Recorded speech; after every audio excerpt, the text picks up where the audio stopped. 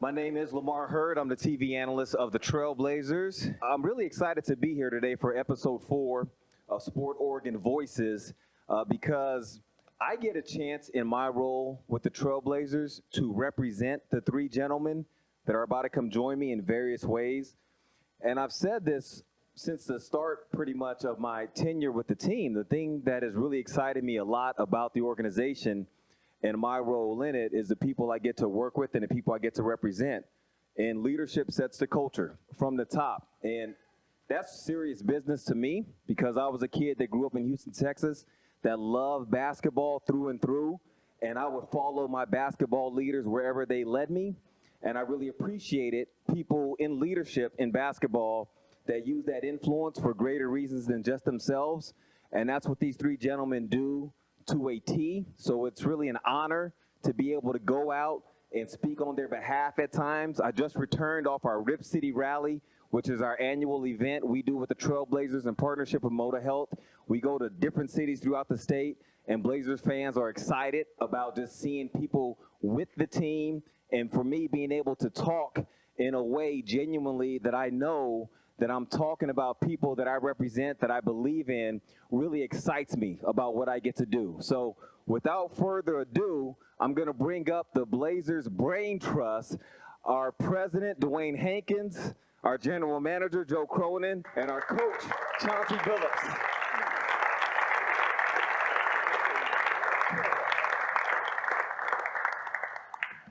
Hello, guys. Thank you for joining us for this live event, Wieden Kennedy, which, by the way, this is my first time actually being here. This is cool.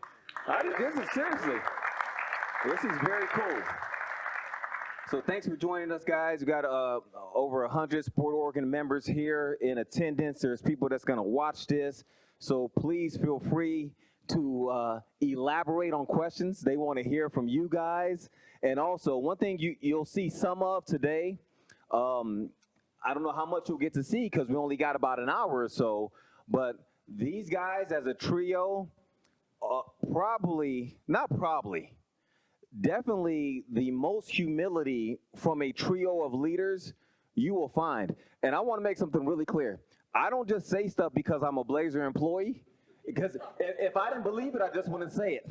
So this is really true. And we get the same thing with Damian Lillard as our leader on the floor. Definitely not a foursome around the league that works in tandem and just with the level of humility that these three and also Dame as four do. So, Dwayne, I'm going to start with you as the president of the organization. Yes, newly named president this past season. You took a bit of a, I guess what you would consider an untraditional route to becoming a president, starting off in that social media world. Can you explain what your journey was like from the start to where you are now as president of the Trailblazers? Yeah, we only have a minute here, so I'm going to try to go fast.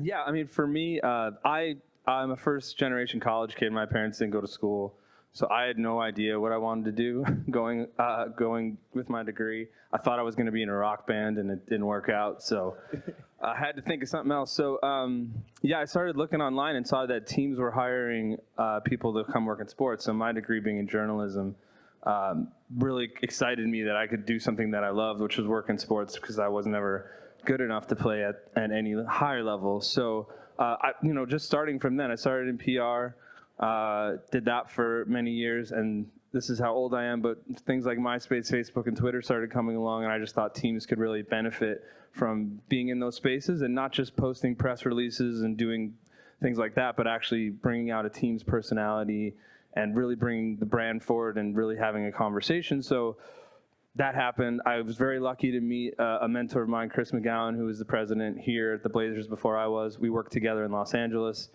and then Chris asked me to come up to Portland. And without even knowing it, sort of like in The Karate Kid with Mr. Miyagi, he was always just preparing me for the role that when he one day left. So I just give so much credit to Chris for being able to be lucky enough to do this job. So Awesome. Thank you. And then, Joe, you've been a part of the Blazers organization since 2006. Is that correct? Did I get that right? Yep. So you, like Dwayne, promoted internally. What has the process been like for you this season, just assembling your own team?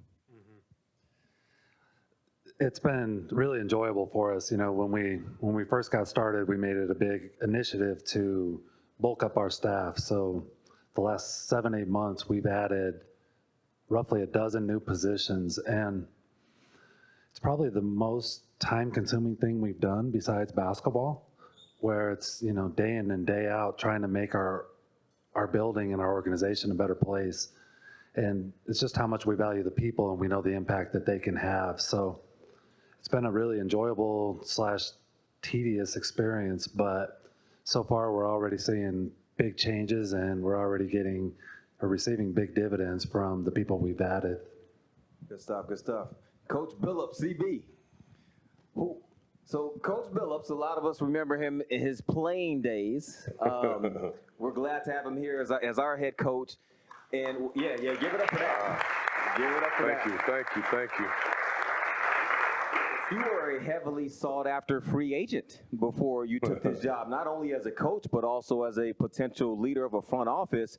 People in basketball circles recognize what you bring to the table. So what is it ultimately that led you to this job in Portland? Yeah, it was a process. I mean, after I retired from playing, I had 3 different things that I thought I would do. One was your job, which you are incredible, because I know how hard it is to do that. So you're a rock star, bro. And then 2, I thought about front office stuff and took a deep dive into that. And then also coaching. And finally, pretty much during the pandemic, had that time where we all had to take a time out and just really, you know, was with my family and made a decision on which way I wanted to go. And obviously chose coaching, and I just love it. Like, I really do. I love it. Like, I felt like as a player, the older I got and I was a veteran on the team, I took so much pride in teaching and mentoring and these young guys coming into the league that are now, you know, had the opportunity to change the trajectory of their families' lives, but if they didn't have the right mentorship, could waste it. So I took a lot of pride in just kind of being that leader, and obviously my passion for basketball. That's my first love, you know, so it just made sense. And I love it. I love it a lot. I had a lot of opportunities, and Portland was at the top of my list for a couple of reasons. One, I just remember coming here as a player, and it was just so hard to win in that building because the fans are just so great, you know. I really loved one thing about the fan base here. I felt this as a player on the other side, is it really wasn't about the big all-stars and stardom. It was about a team that really kind of reflected what the city was all about, and they just cheered really hard for that. Didn't care what the name on the back of the jersey was. And I love that.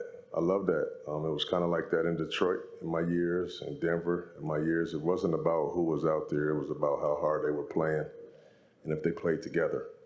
So that was number one. Obviously, number 2 was having an opportunity to coach Dame in his prime. I see a lot of similarities in him as a player and me as a player, even though he's much better than I was.